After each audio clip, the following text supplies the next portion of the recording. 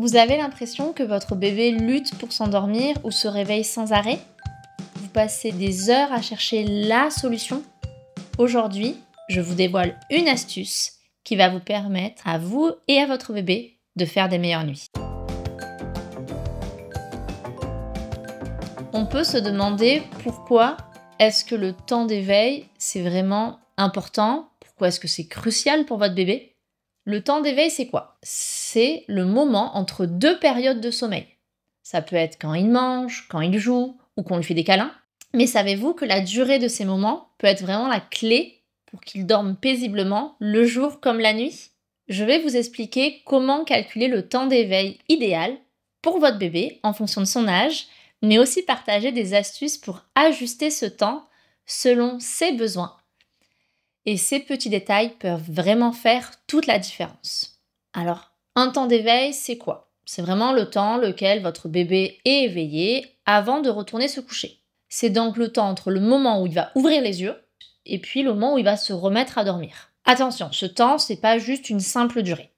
Il doit vraiment être adapté à ses besoins. Par exemple, un temps d'éveil va inclure les repas, le bain, les jeux, le changement de couche et même votre routine pour le coucher. C'est tout ce qu'il va vraiment faire entre deux siestes ou juste avant sa nuit. Mais alors, comment est-ce qu'on peut savoir si ce temps il est trop court, s'il est trop long? Je vais vous dévoiler les erreurs les plus courantes que j'ai pu voir dans un petit instant. Pourquoi est-ce que le temps d'éveil, déjà, est-ce qu'il est vraiment si important que ça? Une maman que j'ai accompagnée pensait que bébé n'avait pas besoin de beaucoup de sommeil. Résultat, il était toujours épuisé, il pleurait beaucoup, et finalement, en ajustant son temps d'éveil, tout a changé. Elle a réellement retrouvé des nuits paisibles. Alors je ne sais pas si vous avez déjà entendu cette expression, s'il dort moins la journée, il dormira mieux la nuit. Alors lorsqu'on est parent, on se rend compte que malheureusement, cela ne fonctionne pas du tout comme ça.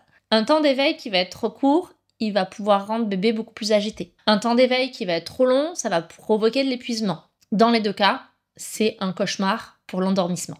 D'ailleurs, dites-moi en commentaire, est-ce que vous aussi vous avez remarqué que votre bébé, il lutte parfois pour s'endormir? Est-ce que vous avez dû déjà attendre, je sais pas, pendant 30 minutes, 1 heure, voire 2 heures que votre bébé s'endorme en vous mettant par exemple contre lui pour le calmer? Il faut savoir qu'il y a ces temps d'éveil vont évoluer en fonction de l'âge. Donc je vais vous donner quelques petits repères clés afin de pouvoir voir quels sont les besoins de votre bébé en fonction de l'âge qu'il a. Alors voici les durées qui sont recommandées par âge, mais surtout souvenez-vous, chaque bébé est unique. Alors soyez s'il vous plaît flexible. Donc dans un premier temps, il faut comprendre qu'au fur et à mesure de la journée de votre bébé, les temps d'éveil vont être de plus en plus longs. Ça veut dire que le temps d'éveil, il sera plus court le matin qu'en fin d'après-midi. Entre 0 à 4 semaines de vie de votre bébé, il faut compter un temps d'éveil qui va être environ entre 35 à 60 minutes. Entre 4 à 12 semaines, ça sera un temps d'éveil qui sera entre 60 et 90 minutes. À partir de 3-4 mois, on va arriver sur un temps d'éveil entre 75 minutes environ et 2 heures. Entre 5 et 7 mois, on sera entre 2 et 3 heures de temps d'éveil. Puis, entre 7 à 10 mois, on sera environ sur 2h30, 3h30 de temps d'éveil. À partir de 11 mois et jusqu'à 14 mois, là, on va être entre 3 et 4 heures. Puis, entre 14 mois et 2 ans, on sera sur 4 à 6 heures. Alors bien sûr, il va falloir rester flexible, car votre bébé il peut avoir beaucoup de stimulation et donc il va être plus rapidement fatigué. Donc pour ça, il va falloir à chaque fois observer les signes de fatigue de votre bébé. Ces signes, ça peut être le frottement des yeux, le bâillement, des pleurs soudains. Tous ces signaux, ils vont vous guider. Et ça va vous permettre, si vous avez un doute sur la durée du temps d'éveil, de vous dire « je vois les signaux, c'est peut-être le moment ». Mais comment faire si ces temps d'éveil, finalement, ils suffisent pas à réguler les siestes et les nuits?